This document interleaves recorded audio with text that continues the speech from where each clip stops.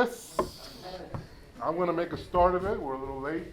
We're still going to finish right at 4 because coffee is very important to all of us, coffee break. And a lot of the dialogue that happens in these meetings often happens during the breaks, and not so much in the session. So we will begin late, but we'll end on time at 4 o'clock. We have two wonderful panelists who are with me. My name is Efrain Agosto, and this is the panel discussion on engagement and faith-based communities. This morning, we've been getting information about the situation in Puerto Rico, about the people that are showing up in our communities, in this new exilio from the island. And now we want to talk about the various panels this afternoon about what do we do, both about our island and about those that are coming. There was a phrase used in the political session this morning, right in this room, by one of the elected officials, Aponte from Providence. He said, our brothers and sisters that are coming from the island in this new wave, as diverse as they are, one way to think about them is as citizen refugees. Citizen refugees. It was a powerful phrase that I heard this morning. That was an awesome phrase. Again, my name is Efrain Agosto. I teach religion, theology, and Bible, of all things, at the New York Theological Seminary.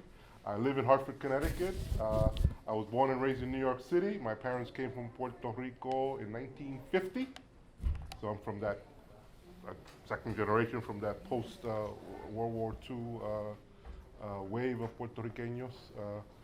And I grew up in New York City and now live in Hartford and now work in New York City once again. Our panelists are dos pastoras, which is a powerful witness to where our community and where a lot of religion is headed in terms of diversifying pastoral and religious leadership, and I'm very pleased to share this time with our colleagues, who are the Reverend Damaris Whittaker, who's the pastor of Centro Church, the oldest church in Hartford, Connecticut. She can say more about it. 385 years old, and she's the senior pastor, the first Latina, and I'm stealing all your thunder, Damaris, but you know. I'm very proud. We're very proud of her.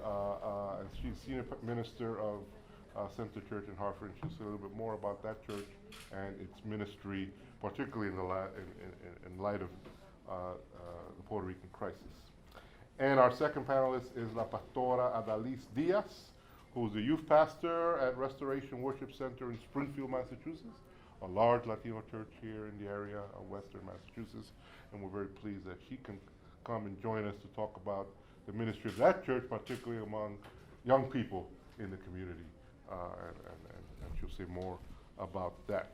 Let me remind us all that this afternoon is a dialogue, given all the information that we have received, it's a dialogue about what can we do, right, moving forward, given the knowledge that we have achieved or that we have received today and in other sessions about the situation in Puerto Rico, what can we do? And in this case, as religious communities, as faith communities. And secondly, talk about the players. Who is going to do? By the way, this is not my idea. This is page in the middle of your folleto, in case you're wondering if I made this all up. Who is going to do what in terms of moving forward as religious communities specifically? And of course, this is co-sponsored by Centro for Puerto Rican Studies. I attended their April meeting, the summit in New York last April. So they've been working at this and organizing communities, Centro for Puerto Rican Studies in Hunter College in New York. And they want us to also reflect on how can the Centro help, or what challenges can we put before the Centro as a research organization, as a university think tank around Puerto Rican issues. How can we, and in this case, from the perspective of religious communities, give ideas for research and activism that the Centro can help us with moving forward. Obviously, we'll focus on the first two questions. Um, what I'd like our colleagues to think about, and they already know this, is in terms of what are they seeing on the ground in Hartford and Springfield. What do they see faith communities already doing, whether theirs or colleague communities in their respective cities, and then what their hopes and dreams are for faith communities in response to the crisis of Puerto Rico. So some of that and more, and I'm very happy to turn to my right and Pastor Agosto Diaz to get us going in this conversation. Hello, everyone.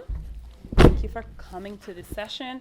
I'm really happy about talking about how a faith-based community can really impact everything around us. My name is Agosto Diaz. One of the pastors of RWC, Restoration Worship Center in Springfield, was founded in 2009 by a bunch of young people that wanted something more than from church, not just church. And one of the things that we wanted was also to have a community presence.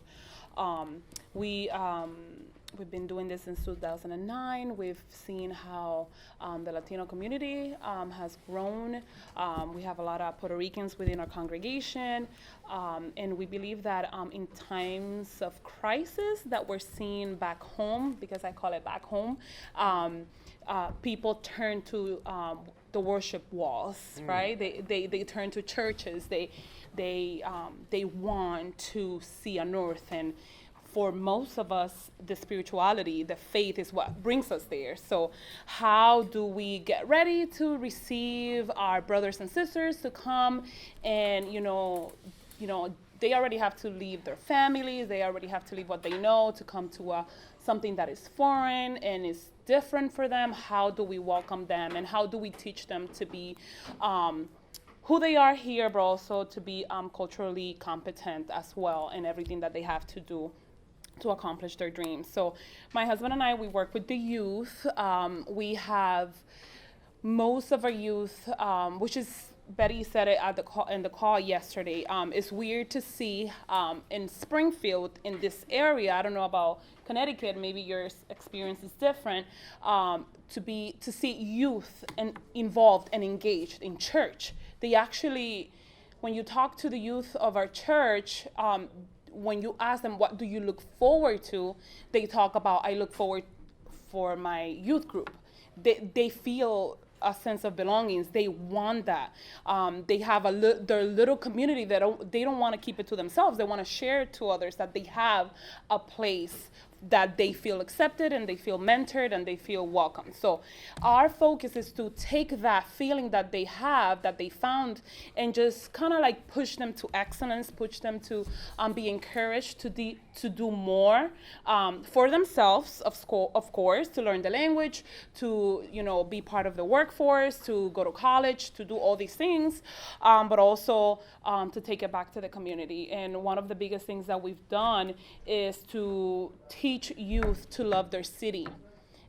I'm so tired of hearing, when I graduate, I'm going to move out of state. Or I'm going to go somewhere. I'm going to, go to New York, which there's nothing wrong with that. Or I'll be, I'm going to go to Florida. I want to go to Alabama. And there's very little said of, I love Springfield. I love Holyoke, and I want to stay here. So I'm not from Springfield. I was born and raised in Puerto Rico, but I came here because I had a long-distance relationship, and we needed to pick either Puerto Rico or Springfield, and we picked Springfield.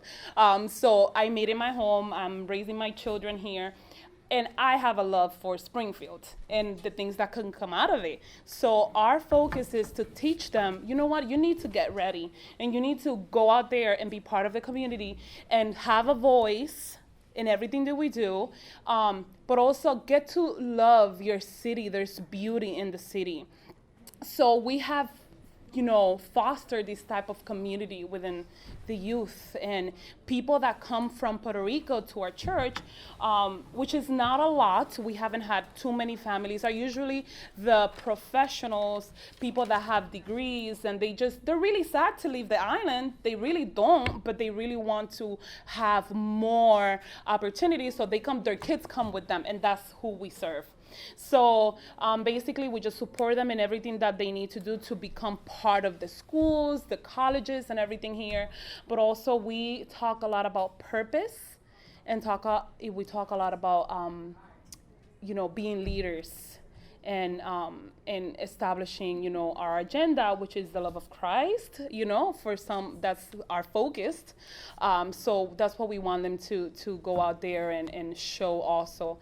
We do events to feed the community, to spend time at the park.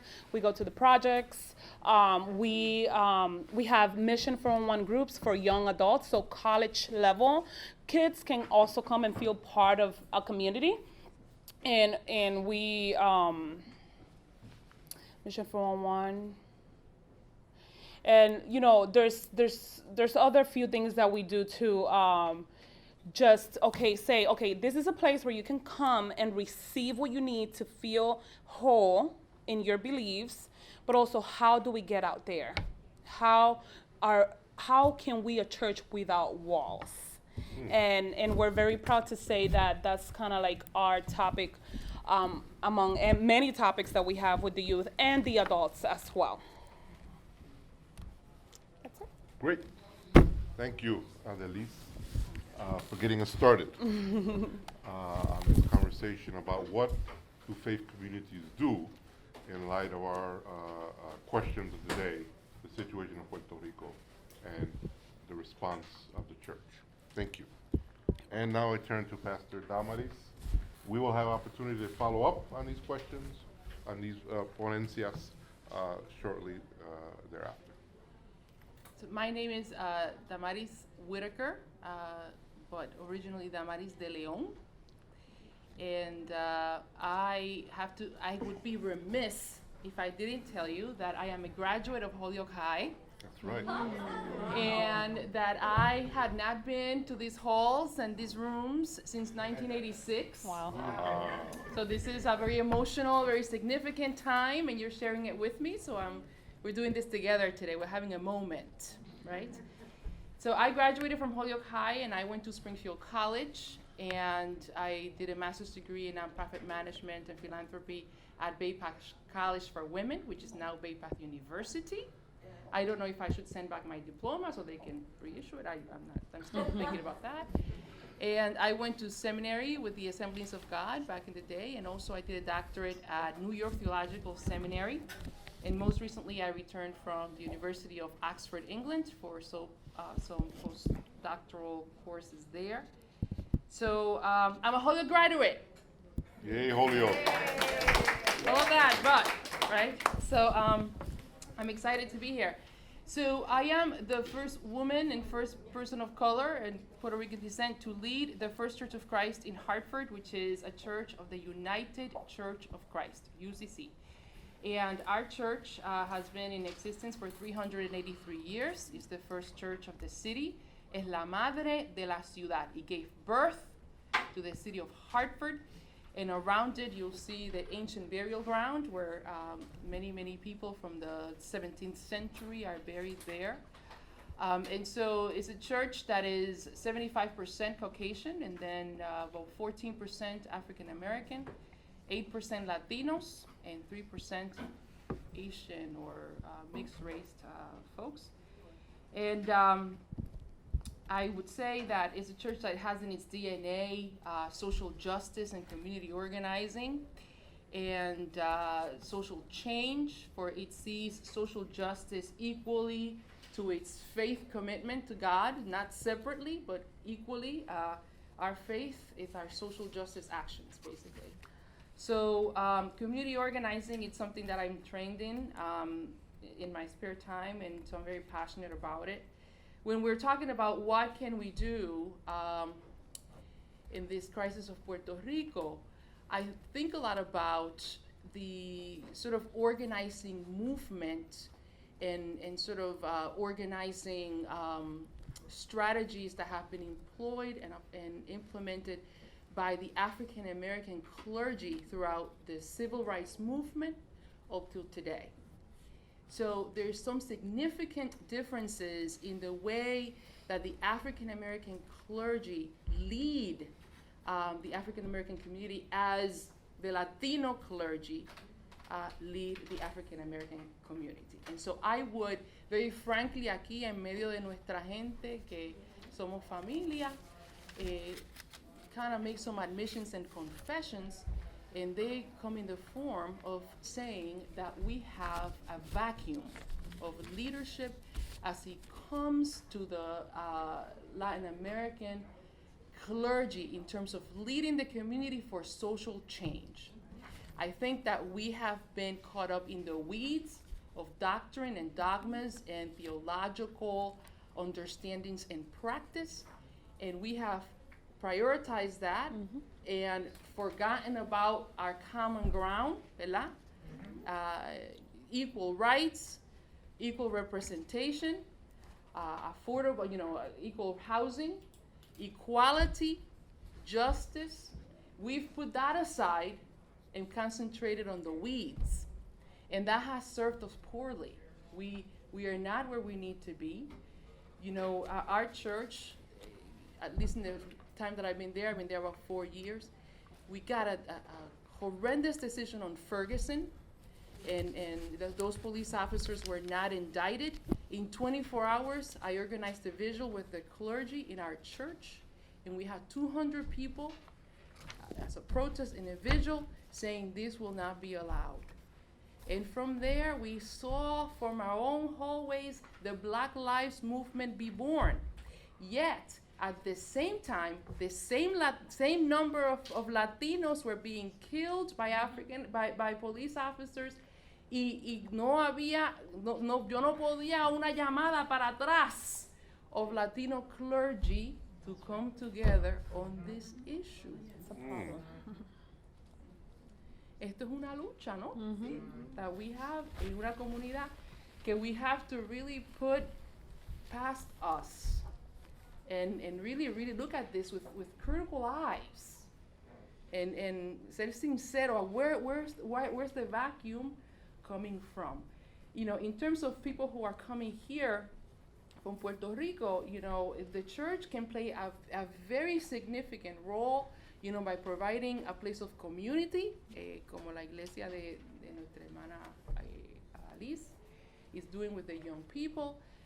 From that sort of grounding of sort of acceptance from this foreign land that is so complicated to navigate. And I use that word deliberately because it's almost like I feel this call to be part of a navigator's movement, ¿verdad? When our grandparents came here, they didn't have no navigator, right? They were promised a job right here. I lived in the flats. I don't know if anyone understands and knows what that is, and that's just right, literally across the tracks. Yes. If you remember, eso era el neighborhood de los problemáticos in the 80s when I lived here, and those problemáticos were Puerto Ricans apparently. But good people came out of the flats. I'm one of them. So we didn't have navigators. They gave him a little job. My grandfather was a farm worker. We went ahead as we best could, but we're not there now. Those days have passed, and now we have una comunidad aquí that is pretty established, and we've gone through some things. We've gone through some very deep injuries in this country to forge ahead.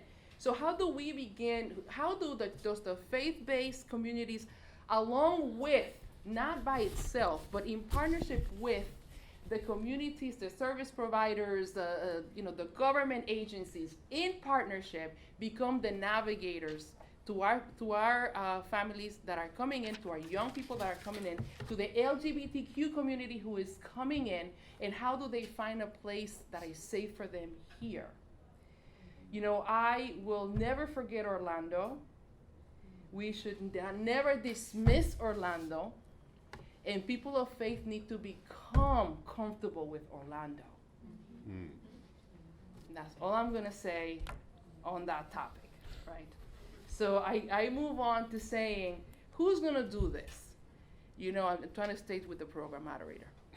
So who's gonna do this? Are we gonna do this? So our state officials, our city officials need to begin to look at, you know, communities of faith as a resource and a partner. Not this whole little, you know, the church, they're problematic. No, this we have to be in that top 5 people that they call when difficulties arise in the community. Faith leaders gotta be in the top 5 numbers that the mayors call to answer, to organize and to galvanize the community. And this cannot be exclusive to just issues that is with Latinos. We're not only Latinos, we're human beings. We're residents, and we're mothers, and we're grandmothers, and we're fathers and brothers and sisters, and we're teachers and ministers and nurses. So in whatever happens in the community, faith leaders gotta be in those top 5 numbers that our leaders need to be thinking about. You know, service providers need to think about how can we make, you know, the faith community a partner in terms of helping us reach out to those who are sitting in their pews, in their communities, and also providing assistance to what we cannot afford to do. You know, there are churches that have endowments and benevolent funds that can really assist the community. Our church, for example, has a bed fund. If someone cannot pay a bill at Hartford Hospital, they can come to the church and the church can help them pay it. So how is it that we're not making those connections and organizing, you know, in terms of not only ourselves as clergy, but also seeing the community as a whole in a holistic way in terms of getting things done. We all want the same thing. We want our community to succeed. We want our children to have the best education. We want equality to be sort of like evident in the way that police officers treat our young people and the people who they stop that are of Latino descent. We want equality in opportunity, that if our children, our youth apply for colleges, that they're able to get in. We want equality in job and in economic development. So if we all want the same things, you know, how do we put the weeds aside and sort of focus on what needs to be done? And I don't know if we are to deliver a little bit in the what can Centro do, but we could probably talk about that later. Thank you. Why don't we applaud both of our presenters? So friends, let me tell you a little bit about what I heard, very briefly. And then, while I do that, you all formulate some questions. No tengo tarjetita, but I'm gonna manage it, and you're gonna be very brief and to the point. If you wanna address one of our speakers in particular, please do. Do not pontificate, that's our job. But you know, just be brief in your questions. But we are gonna, you know, open it up. We've got about 40 minutes. But let me just remind us what I heard anyway. A very, very critical point when folks come to our cities and our communities, as Councilman Aponte said this morning, citizen refugees, there's a lot of pain. Mm-hmm. And what we heard from Pastor Adelis is, where are the spaces where people in pain can come to find community, to worship their God? And that is a foremost role, continues to be a foremost role of our faith communities, whatever our traditions. Dicho sea de paso, we had a third panelist from the Roman Catholic tradition who had to pull out at the last minute, and we couldn't find a third person. So that tradition is not represented at this panel, but we know the importance of the Catholic tradition in the Latino community for sure, right? And there may be some of you who want to say a word or two about that. But this continues to be the foremost role of the Latino Art Church for our community, a safe space for finding community when you're new in town, and certainly having that spiritual connection to the divine. And I appreciate Pastor Adelis reminding us, in particular with programming and programming and activities, including social justice activities targeted toward young people. Right? This is a critical piece that we heard from Pastor Adelis, and I thank her for that. So as we receive folks from Puerto Rico who are in pain, because they have to leave many times, not that they want to leave. Where are the places where they could find community? And our faith community is certainly a place for that to happen. From Pastor Damaris, I heard, and you may have heard this too, that the church, including the Latino church, continues to be, but needs to be reminded from time to time that it is a place for social justice, right? For advocacy, for presence with our civic leaders, with our political leaders, at the polls, as we've been hearing all morning. And how can the church continue to be, and if it's slacked off on that role, how can it be reminded, particularly in times like this when our Congress people, elected officials need to be reminded that Puerto Rico exists, by God, and there's a crisis there, and that this should be on the table, all right? And so the church can help to do that, but to do that we need vocal leaders from the religious community, like our two panelists and others, to stand up and say, La Iglesia está aquí, our faith community is here, we have something to say, we have something to offer, and as a matter of fact, let's organize ourselves so we can have a greater voice. So I heard that in the comments by Pastor Damaris, and I heard her also reference this term, navigate. Navigate. Right? Who's going to help newcomers from our beautiful island of Puerto Rico? I mean, we want to we can't solve it, but we want to help solve the situation on the island per se. But in the interim, we're going to have people coming this way, and they need that lovely phrase, navigators, to help them navigate the new realities that they will face. Yeah, navigators. Right? So that's the challenge before us. That's some of what I heard. You may have heard other things as well. And now is the time for you to pose your questions, pointed, brief, specific, directed at our panelists, and you are first. Rosa Correa. Rosa, wonderful. I just want to thank you for clarifying the absence of the Catholic Church, because I am Catholic. Sure. And so, with the Pope and his mission of ministry, I was hungry, and you gave me to eat. Mm-hmm. I was in prison, and you visited me. So, with that in mind, what would you say to those of us who are Catholic, have been Catholic, were trained in the Catholic Church, feel very committed to the Catholic Church? I learned politics in the Catholic Church with the first Puerto Rican ordained priest in this region, Father Victor Torres Frias, in 1957. So what can you advocate? I envy, pardon the word, the way that the other traditions infiltrate into the different communities. We call it proselytizing. No se dejen proselytizar. No, they're working. So how can you help to engage our community que despierten de eso que decía Karl Marx, that religion is the opium of the people? And I say that with a lot of sadness from my tradition. So I have to say that in Hartford, for example, there is an amazing Catholic community, St. Anthony's, St. Patrick, St. Anthony's. They have like 3,000 members. They're super strong. And these are the people who are talking about in inviting me and others to talk about, reentry system for prisons and for men and women who are coming out of prison.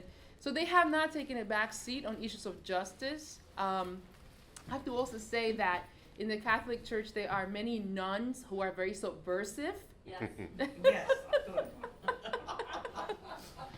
And they will come in, I remember one time, I worked at this place of the UCC called the Christian Activities Council with a colleague of mine called Edwin Ayala, who's also my mentor for a long time. And he received an invitation to meet with this group of nuns at 5 o'clock in the morning to talk about reproductive rights. Now hear that topic, reproductive rights, nuns, convents, 5 o'clock in the morning, okay? So the first thing that he says when he gets there is like, am I supposed to be talking to you about this, right? And their answer was, we ask for forgiveness. We don't ask for permission. Exactly. So I will say that there's a lot of hope in the Catholic Church. I just came back from Rome like 2 weeks ago and walked the aisles of the Vatican and all of that, and got outraged by how opulent it was. And then I thank God for Pope Francis, who really is a gift from God, honestly, in my opinion. It's a gift to our generation, Pope Francis. And so I would not say that the Catholic Church is, I would say that the Catholic Church is being a witness for social justice, at least in the community organizing work that I have done. For healthcare, they were, when we were marching the streets before we had dreams of Barack Obama, for healthcare, for the $15 wage movement in Connecticut, they are. So I will say that it may not look the same, but there is this, for refugees that are coming from Syria, they are the leaders in that movement. So I think that the Catholic Church is that constant, right? It's this constant, it doesn't, like other traditions, it doesn't go through these peaks and lows. It's a constant. And so for our brothers and sisters in the Catholic Church, we have to thank them for the way they've taken care of the poor, the refugee, and the immigrant in our most dire places in our cities, I would say. Thank you. I'm glad to hear that version. Did you have anything to add on that question? I think it goes down to what you said at the beginning, being the hands and feet. And for the longest, we felt like our faith had to be separated from everything else that we are. And I feel like as the younger generations are growing up, and us adults, we can't separate that. We need to be who we are wherever we go, and we need to aspire to have those positions and those places, and so we can make a difference. So it doesn't matter our belief system. We all have one. It's a matter of doing what's right for our communities, being Puerto Ricans, being from Springfield, being from whatever is the just thing to do. And I think we all go down to, we are the hands and feet. If we don't do it, it's not gonna get done. And I agree with Reverend Damaris. Thank you. We're gonna go right there and then right there. So make sure that I see your hand. I didn't see your hand, so you're next. Thank you. Please. So I am another Catholic frustrated because I do not see a lot of activism from the leadership of the Catholic Church.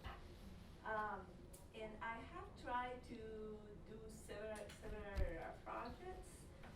One on cancer screening, which was very successful in the Boston area, and the one that I just have one of my students here who work in Todos Juntos con Seguro, which is a project that helps people with the Affordable Care Act. And the question that I have, I'm with the University of Massachusetts, but the question that I have, how do we build the capacity of the leadership in the Catholic Church to do some of what I see the leaders in other denominations do? Like you spoke, I'm thrilled to hear what you have to say about the role of your church in social justice. So how do we build the capacity? Because I think that there is, given the fact of the numbers that we have of people who are engaged in Catholic churches, how do we provide those skills? For example, you mentioned the Black church, and I am an admirer of many Black faith leaders for their ability to mobilize. Mhm. And so how do we transfer those skills to you know, the Catholic leadership and others that may want to do more, but they don't know. Like, for example, one of our challenges was how do we work with the leadership to build partnerships with universities for research projects, partnerships with other organizations to promote the Affordable Care Act, Right. and so forth. So I'm going to tell you a couple of things, right? So we have to work within our context. So one of the contexts in the Catholic Church is that you have a hierarchy, right? That it's not from the people up like the Congregational Church. It's not from the people up. It's from the leaders down. So that's your reality. So you can't. That's your polity. What we call that's your polity. But here's an element of organizing that it's really effective. Okay? That at least in my experience has been the one-to-ones, right? We like to see groups like this. Mm-hmm. We like to see big groups. We like to have a lot of people, but we don't give enough value to the one-on-ones, and that is where you're gonna find your leaders. If the Catholic Church if your church has 30 people that are passionate about something, if you have 3 or 4 people just do one-on-one with them, or to try to find out what are these church passionate about in terms of what we can do, then you can start mobilizing that way, doing the one-on-ones, finding the passions, and then if out of that, what you learn is that they're very passionate about the ACA. They really want this to be implemented in the way that it reaches, that it really becomes affordable, accessible, and sustainable healthcare, right? In the lives of the people, not in some document in Washington. Then in your one-on-ones, you will find out who are your leaders. You're gonna find out that's pretty almost called community asset mapping. You sort of doing a little asset mapping within your people of who can I pull into this? And you can do that in the ground level. You don't need the top down for that. You can do it right here, right? And then start sort of forming those groups there. Because what happens is if you are to wait for the consent of the top down, as it happens many times, you're still gonna be doing this and nothing's gonna move, because you have to convince those hearts over there, and they're saying, I have authority, and you don't have authority. It's an authority, it's what we called, it's your source of authority. See, so wherever you're working, you have to recognize, what is my source of authority? If my source of authority here is top down, then how can I mobilize at this level? And it's on a one-on-one. I mean, I swear by it. I swear by the one-on-ones. Thank you. There, and then here, and make sure I see your hand, right? See that hand. My question has to do with something else from what they were talking about. Yes, please. Because I'm a practicing Catholic. What I do is when I get fed up, I go to the Episcopal Church, which are my religious colleagues. And I come, and my children do too, and we're good. I go to St. Barth and St. Columbus, two churches. Anyway, my question is, we were talking this morning about political engagement and the way the black churches use their churches and so forth. And something that came up a lot was that people do not understand what is a city council, how does this manifest my life in my neighborhood, what is the state legislator, what is it?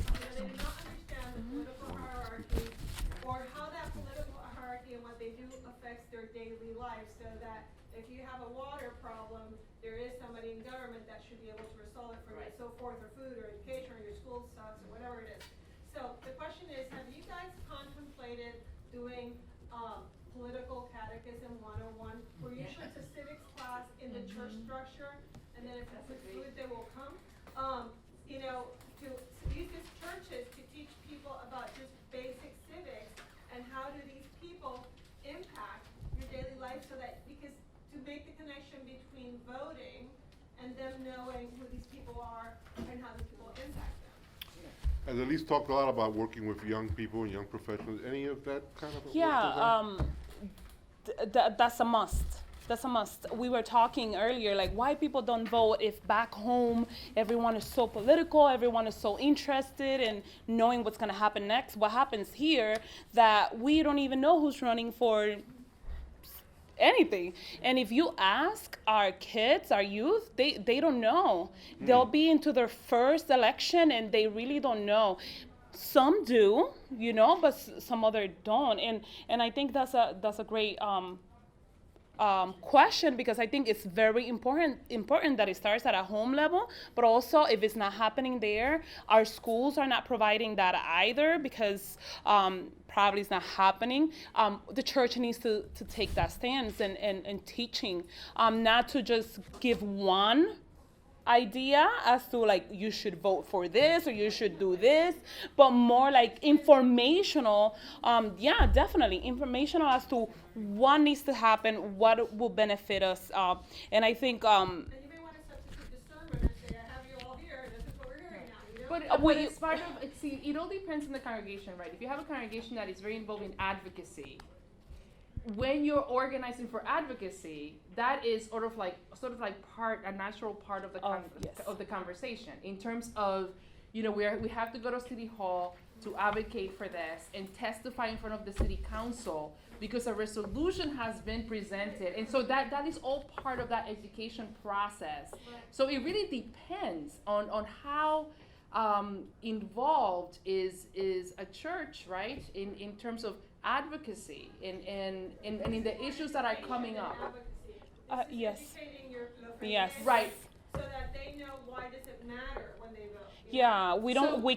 So- we cannot get to the point of how organized and how upfront the type of church you're talking about are, when most of our churches don't even have the content to be able to do these things. So You need the content. And to be able to start, and so yes, So it's, I don't think it's happening across the board. No, I think it's not. it's happening in congregations that are very involved, but Yes. but I don't think that, I mean, So I'm my gonna tell- congregation is one of those very involved people, but Which is awesome. But I think that that there is again, it's part of that navigation that I talked about before. There's sort of this. When I hear people don't vote because, and I'm saying they don't vote because they have no ownership to this government. They don't feel that it speaks for them. They don't vote not because they don't know how to vote. At least Puerto Ricans know how to vote, and they understand the ramifications they're of not that. engaged. Yeah. But I think that they don't really feel like that their vote will make a difference in this place. And I think that we're sort of tasked with breaking that assumption. I think that we're kind of feeling that the what to do, I think that's one of the things that we need to be doing. That we need to really make the case as to why it matters here that you vote here. That number that we heard earlier, 85% of Puerto Ricans vote in the island, is an accurate number. People are very involved.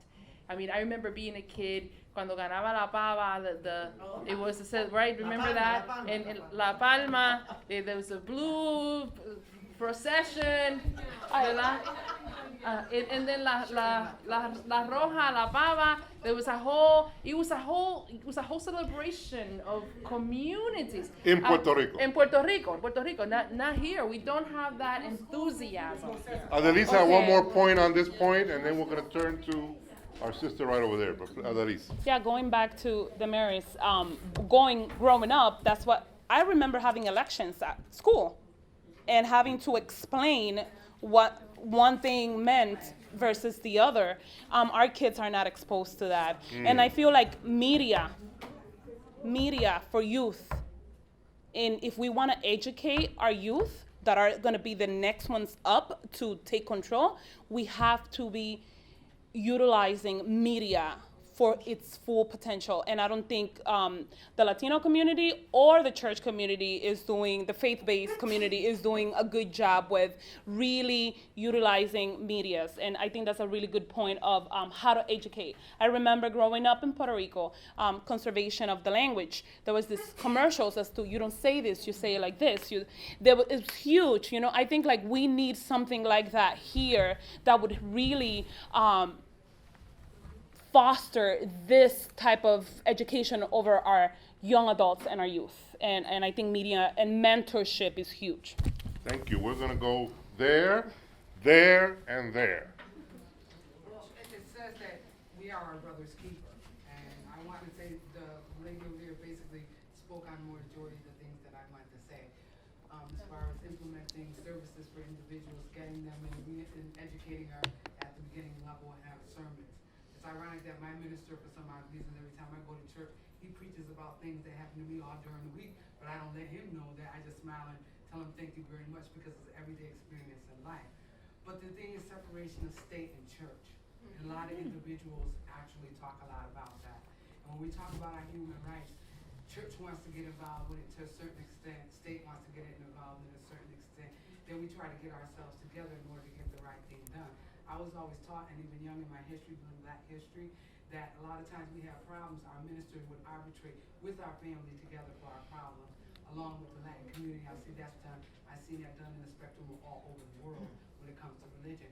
But how do we connect them two together as far as the separation? Because a lot of us have that. I call it the Stockholm Syndrome. I've been using that a lot today because we've been doing a lot of it, using the word that we reflect on what our captives or our teachers have taught us.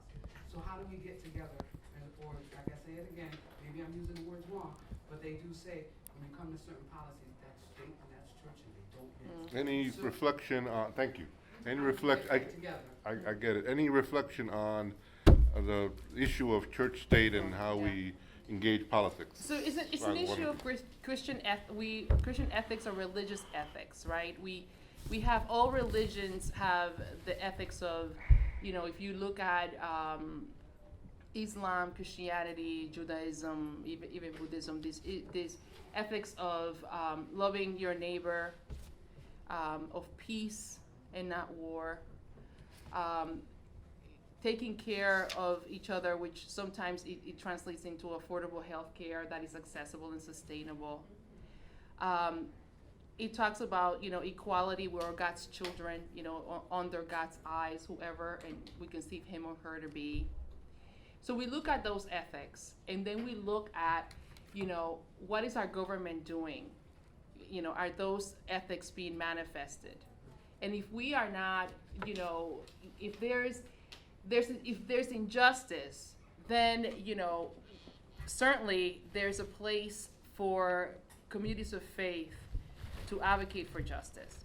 Now, in terms of what I can do as a minister from the pulpit, I can preach about, for example, the message of a candidate without mentioning a name and all of that, a message of hate, a message of racism, a message that is insightful, which are things that are not covered by the First Amendment, by the way. And so I can do that. I cannot hold a campaign for people to vote for a certain candidate, but I can speak to the message of a candidate without saying names and all of that. I cannot tell my congregation who to vote for. So, it's very interesting here in America, having just come from like England, for example, how we're like this, we're separate, church and state, we're so separate. Yet, we all know what religious affiliation the candidates that are running subscribe to, okay? They're in churches doing some campaigning. In England, where there's the Church of England, if you know that there's no separation of church and state, it's part of the institution, the Church of England.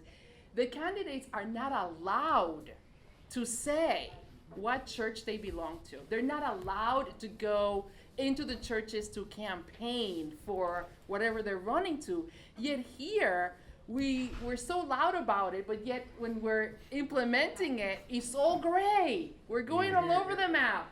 We're like this. And we expect our candidates to be religious and to proclaim it. Exactly. So, When really is an issue of, it's an issue of ethics, of religious ethics, and us sort of staying within a certain line, but it doesn't mean that the church cannot be advocating for things that are affecting its community.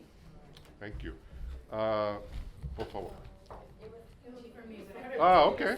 Oh, I couldn't see you. Okay, got you. Thank you.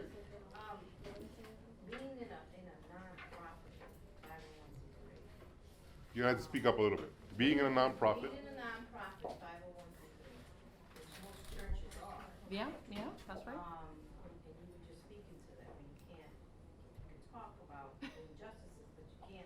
favor one candidate over the other. Right. Does that make it, because I think about Puerto Rico, it's Popular, right? So it's like the majority of them are Popular. So is that correct? No. That's a whole other. Remember that, right? But this comes to my other question is that, how are we using faith-based inside of the education system? How are we using the knowledge that we have, the great knowledge, Puerto Rico, inside of the education system so that when we go out and we want other people to be civically engaged, the youth, the elderly, the, door to door, we're not looked at as, what are you talking about? Like, I'm Puerto Rican, but what are you talking about? You get what I'm saying? So how is that coming into the education system? I have actually looked into that. Okay, go ahead. The textbook market does not include a conversation of the territories, and I have not, it's very interesting, I haven't gone all the way, so I can't tell you everything. And the market does not demand information on the territories, meaning the schools, The publishers produce what the market demands, and the textbook market is highly competitive. So I notice this a lot everywhere. It has nothing to do with economic or educational level. It's common, the lack of knowledge is common across the board. Makes it really, this question makes me really excited. Makes it really hard for us to make our case, because since they do not understand the history, all they know is this territory, they are not sensitive to the colonial nature of the territories, and therefore very unsympathetic. So when there is a problem, a lot of their responses, well, let them go, as if we had nothing to do with the problem, which they started themselves. It's because it's not, so it's something I think a lot about, but we are not in the textbooks as a quirk of the market. And so this is a really interesting issue for somebody to look at. How do you put the territories in? Now, I'll tell you what I did personally at my because I know someone who does this. There's a small organization in Washington called We the People Project, who's trying to get the vote for all the territories through Supreme Court cases. I don't think they're going to succeed, but I support them all the way because, they're trying to do something which I support. It's just a very hard thing to do what they're trying to do. And so I brought him to my school to talk to the high schoolers, and also a person from the DC statehood movement, because I happen to live in DC, and so they talked about the territories in DC, and at the high school level, at a very intelligent level, and they made themselves available for the middle school, which is one step down. And so a way you can counter in your community set is by doing just that. Finding somebody like Edwin Melendez, or there's tons of you guys in your community, especially where you have, there's people out there right now that can do this at your school, and try to organize it at the school with the principal for it. You can do it. That's what I did. But it's a really interesting textbook problem because it really makes us outsiders, and they do not. That's why there's so much sense of they're foreign. We're not part of the system from first grade the way other things are. Thank you. Sorry, I caught it. No, that's all right. No, Let's see. that's We're very good. gonna go back to our questions over here. I think you were And next. I think Tony had his hand Yeah, up yes, already. I got, just line it up again. The sister here, and then Tony, go forward. I wanted to ask about the church as far as, because many of us that get involved politically, it's because of social reasons. Anybody that's a believer, whatever you believe in, but especially if you're a Catholic or a Protestant. I grew up in a Pentecostal home. My dad was quiet, wasn't really politically involved. They always went to vote. But my father always took, he had a mission that he did privately with people that were in need. But what I find is, like, with the Puerto Rico issue, the Pope has been a voice for the Catholic Church. He speaks up about things. I never heard anybody say something about Puerto Rico. Where are priests are, Springfield, and I'm kind of talking to you because you are in Springfield, there are so many Puerto Ricans. The church could be getting people to vote, which is an issue in Springfield. Voting is an issue. And I always thought that the church can play a huge part in that. But sometimes, I don't know, so I don't know how you feel about that, about it being a place people can go to register to vote in the church. Because that's something that we have a big need for in Springfield. Because, or when there's been an issue with the mayor, and I know that the African American, I know you made mention of that are there, but I have never seen, the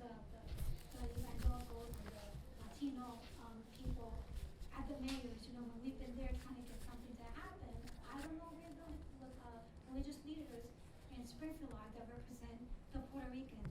Hmm. Because I haven't seen any of them. No, you're right. There's a lack of leaders that would stand up for things like this, and like she said, it's because church in the past 40 years have focused in the weeds and not what matters to all of us. And as a church, we're a new church or a young church, 7 years. We've taken a very big role in being vocal about what we think is best for Springfield.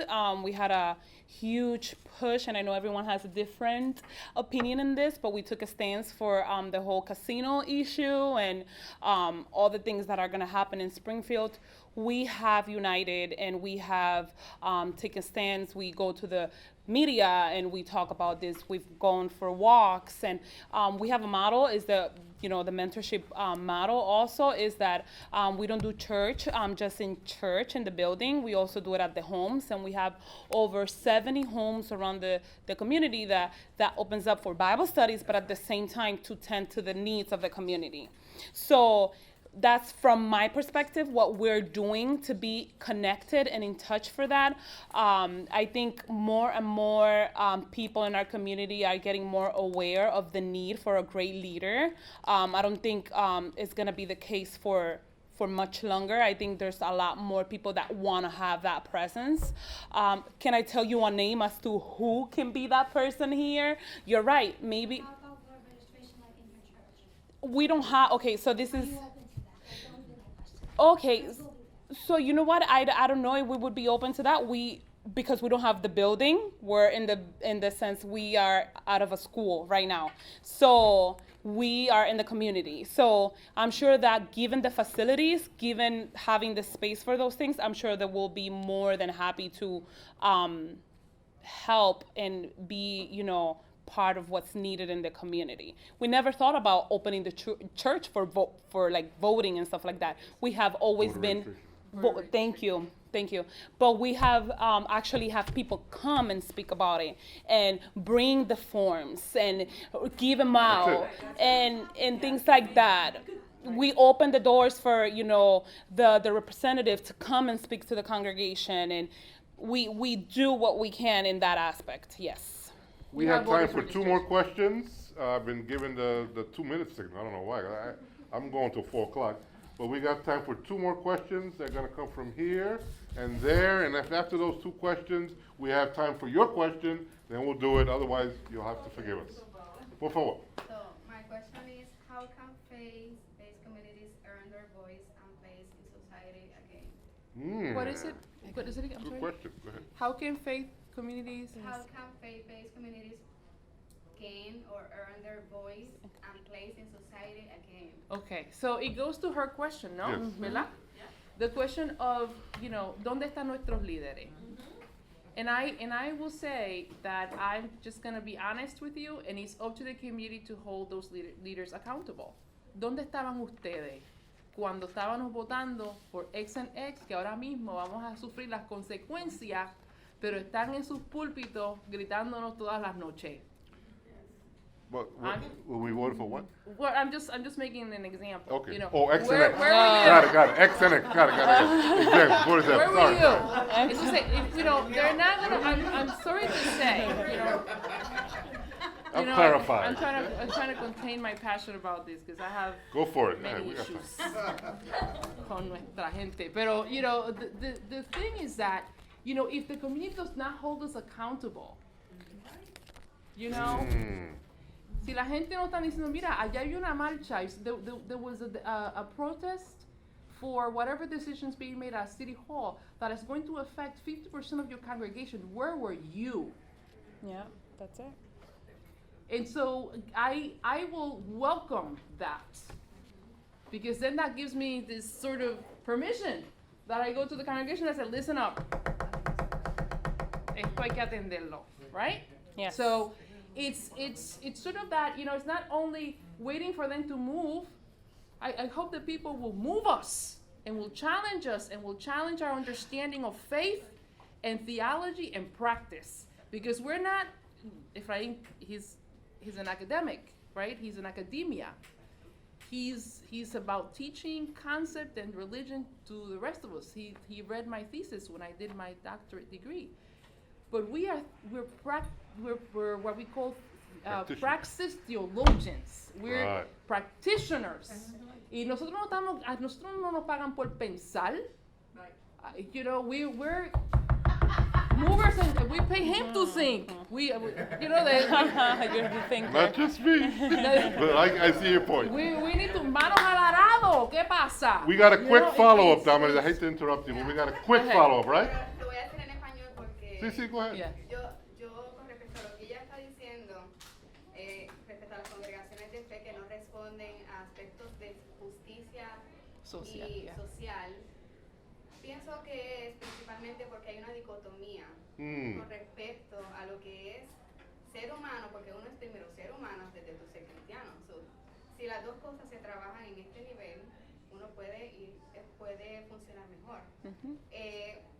Si uno separa la humanidad, si tú separas la humanidad, te separas a ti mismo de la sociedad, va a ser dicotomía, no va a funcionar. No puedes ser efectivo en la sociedad, no puedes, That's no it. vas a ser efectivo de ninguna manera porque estás dividido. Wonderful. And there And you you have- nodded, so you're okay with your question. And we've got one question here that'll close us out, please. My understanding is that Christianity was born out of empire and colonialism and search for a political savior that some are still waiting for that political savior, and that these are themes that I think are very much relevant. And that just occurred to me, and it's not. I'm a social work professor, so I'm not as qualified. But that theme just really struck me, and I think it's very relevant to how we as Puerto Ricans are engaging in our colonial reality and seeking spiritual and religious solutions to resolve our suffering and to promote our hope and survival. I guess I'm curious. I've not yet really encountered in my own kind of cultural Catholicism recovery a theology that really kind of addresses that. And I think that's what we're searching for still. The political is pastoral, or the pastoral is political, right? So it's true. So Jesus Christ. So this is Efrain is going to correct me if I'm saying this incorrect. It's true what you said. Jesus Christ was very much a political figure, a figure that went against the empire, a figure that wanted to uphold the pain of the people. So it stood against that Roman oppression. The Apostle Paul, and it was a very political person. I mean, in Timothy, for example, he says, "Let us pray for everyone, and let us pray for our rulers, so that we can have peace." Now, this is not a spiritual peace. This is not a peace of, "Oh my God, Jesus touched me," peace. This is a peace of these people are oppressing me. Okay, because of the community that we're starting here. So let us pray for them so that they can give us peace, not of spirit or of physical conditions, peace from this oppression. So I would say the pastoral is political, and in that we can never escape that. If we're going to be a praxis theologian, we may not like it, but it is what it is. The pastoral is political, and we better sort of understand that we need to become comfortable with that. Also comfortable with the fact that what we're talking about here for Puerto Rico, para nuestras comunidades que están aquí, for ourselves, for our congregations, for our NGOs, and all of that is the ability to get power. Now, we don't like that word because it has a lot of connotations, but without it, we cannot bring equality. If we don't have the understanding that what we're working for here is power. Thank you. Now, our time is up, and I'm going to take 1 minute of your time to say the following. Two things. Three things.